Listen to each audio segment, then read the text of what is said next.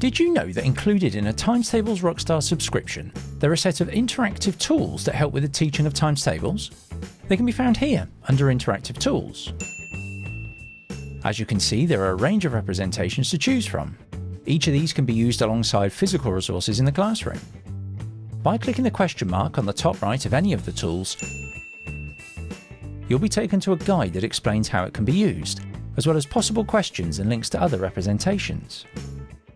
The first tool is the number line, where two multiplication or division calculations are displayed.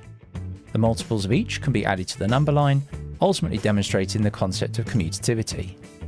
Part of the calculation can also be hidden.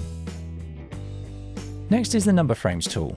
This tool demonstrates how a number, 14 for example, can be split into 2 7s or 7 2s.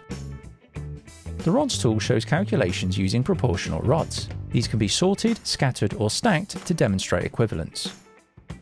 With each of the tools, the calculation demonstrated can be changed by clicking on the numbers at the bottom. You can also toggle between multiplication and division. The Erase tool uses dots in an array, which can be sorted as, for example, 2 groups of 9 or 9 groups of 2. The dots are different colours to highlight these groups. Groups allows cubes to be sorted into groups of, for example, 2 9s or 9 2s. In the bar model tool, numbers can be hidden or revealed, leaving lots of opportunities for questioning. There's also an interactive times table square, where multiples can be hidden or revealed. The worded tool allows for simple hidden word problems. Answers can be revealed by clicking on the boxes.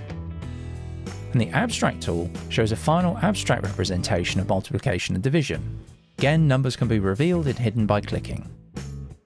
Each of these tools can be very helpful when teaching times tables, prompting discussion and hands-on activities. Why not give them a try in your next maths lesson?